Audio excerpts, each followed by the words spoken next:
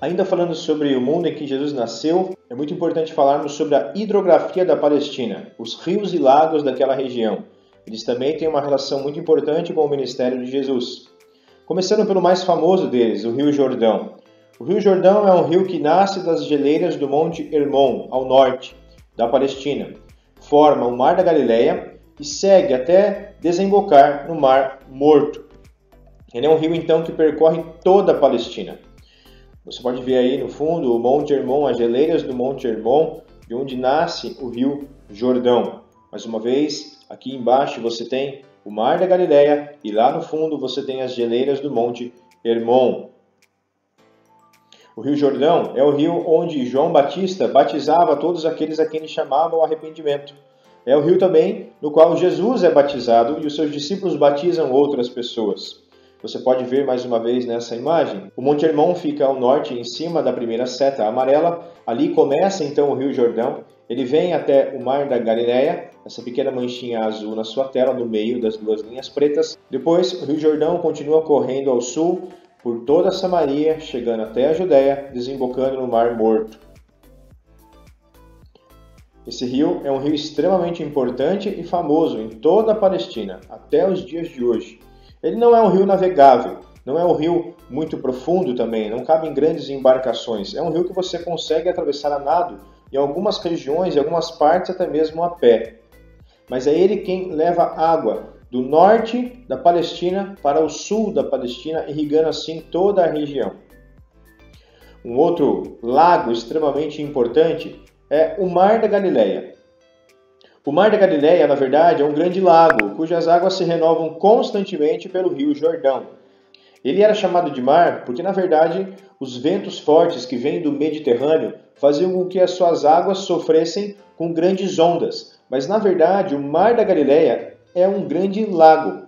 É aqui, no Mar da Galileia, que Pedro, Tiago, João trabalhavam como pescadores. Este mar, obviamente, existe até os dias de hoje. E uma das cidades que existiam nos dias de Cristo e existe também até os dias de hoje é a cidade de Tiberíades. Por isso também este mar muitas vezes é chamado de Mar de Tiberíades ou Lago de Tiberíades. Ele tem vários nomes na Bíblia, porque cada cidade acabava dando o seu próprio nome para o lago. Mas ele é conhecido na Bíblia como Lago de Tiberíades ou Mar da Galileia. É aqui então que Pedro e seus companheiros trabalhavam pescando, levando peixes para toda a Galileia, para toda a Palestina também. O Mar da Galileia, na sua parte mais profunda, possui aproximadamente 50 metros de profundidade. E por ser um lago, ele é bem grande, por isso muitas vezes é considerado um mar. Ele possui aproximadamente 24 quilômetros de comprimento e 12 quilômetros de largura, indo da Galileia até a região de Decápolis. Um outro mar importante ali da Palestina é o Mar Morto, o famoso Mar Morto. Este é aquele mar onde as pessoas não conseguem afundar. Ele se distingue porque ele não tem saída, toda a sua água evapora. O Mar Morto também depende das águas do Rio Jordão, é abastecido por essas águas.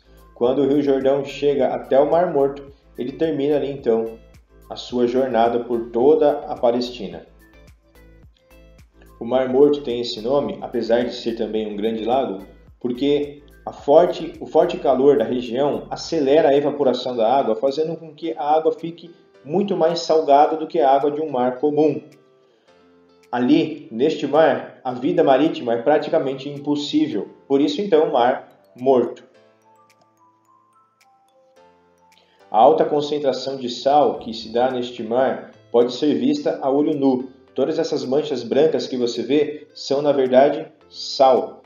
A quantidade média de sal na água de um mar normal é de 6 gramas para cada 100 ml de água. Aqui no Mar Morto é de 28 gramas de sal para cada 100 ml de água. É muito sal. Toda essa grande concentração de sal faz com que a densidade da água fique muito maior, evitando assim que você consiga afundar nas águas deste mar. Este mar fica a 400 metros abaixo do nível do mar, fazendo com que este grande lago salgado seja o ponto mais baixo da Terra. Além de ser o ponto mais baixo da Terra, a profundidade deste grande lago do Mar Morto é muito grande, chegando a 390 metros de profundidade. Este lago possui 76 quilômetros de comprimento e 16 quilômetros de largura. Ele faz a divisa entre a Judéia e a Pérea. Por fim, mas não menos importante, ainda temos na hidrografia da Palestina o Mar Mediterrâneo. O Mar Mediterrâneo é um grande mar que banha parte da Europa, da Ásia e norte da África. Você pode ver aí, no lado leste do mar, a Palestina. Você vê aí na imagem, mais uma vez, como este mar alcança boa parte da Europa, o norte da África, a Palestina e boa parte da Ásia. Mais uma vez, cada um dos continentes que é banhado por este mar. A Ásia, a Palestina e a África. É por este mar que hoje nós vemos muitas vezes pessoas vindo da África tentando entrar na Europa, pela Itália e por outros países como Grécia e assim por diante. Apesar de ser um mar muito grande, ele é fechado, o que faz com que muitas pessoas tentem correr o risco de atravessá-lo a fim de chegar na Europa. Apesar de estar na costa oeste de Israel, a nação de Israel nunca se aventurou por este mar, porque nas suas costas marítimas a profundidade do mar era muito pequena, fazendo com que as embarcações pudessem afundar com muita facilidade. Por outro lado, isso também sempre protegeu Israel de ser atacado via mar, fazendo com que muitas nações evitassem tentar invadir Israel para que não viessem a afundar os seus navios na costa deste mar, ali em Israel. Estes são os principais rios, lagos e mares da Palestina. Sobretudo, o Rio Jordão e o Mar da Galileia são dois locais por onde Jesus vai muitas vezes passar e realizar vários dos seus milagres e vários dos seus sermões.